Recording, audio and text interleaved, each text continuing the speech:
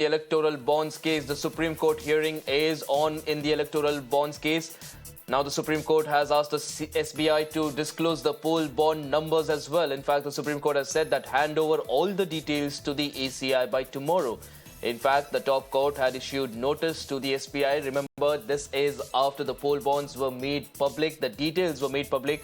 The donors and even those that actually encashed the poll bonds, all of these details have been made public by the ECI. But from what we understand, it is now not possible to match the donors to the people that have encashed it. And again, this will require poll bond numbers. And this is what the Supreme Court has now asked the SBI. They've asked SBI to release all the details, which will further be notified, in fact, released to the public by the Election Commission of India.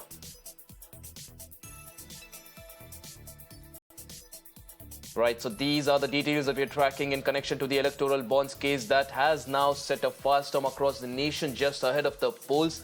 It's a Supreme Court hearing on the poll bonds case. In fact, the Supreme Court has now asked the SBI to disclose the poll bond numbers as well, additional to the donor details and also the details of the parties that have encashed these electoral bonds. The Supreme Court has asked the SBI to hand over the details to the ECI by tomorrow.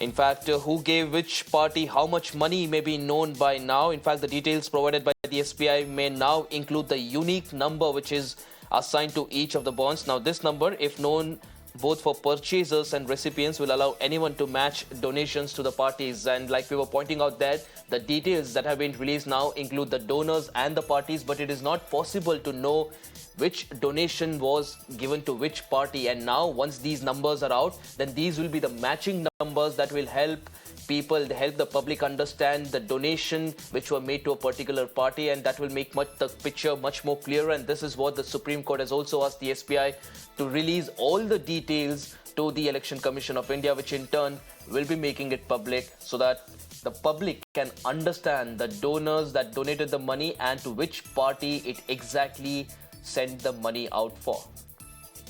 So very big developments coming in connection to the electoral bonds case. Of course, the electoral bonds now that have been slashed by the Supreme Court, a massive row across the nation. The political parties also indulging in a verbal volley. On one hand, the opposition says that majority of the donors have already been raided by the central agencies, following which, in a way, it was a quid pro quo by the Saffron Party. They were, in fact, making sure that all of these donors went ahead and donated to them, and that is what was linked to the central agency raids as well. And now, on the other hand, the BJP, from what we understand, as far as the data is released so far, the BJP is by far the largest donor with over 6,000 crore encashments in the electoral bond scheme. And on number 2 was TMC with over 1,600 crore, and Congress to third with 1,400 crore rupees encashments as far as electoral bonds are concerned. And now it is the Supreme Court that has taken matter into its own hands and is making sure that all the details in connection to the electoral bonds are now out.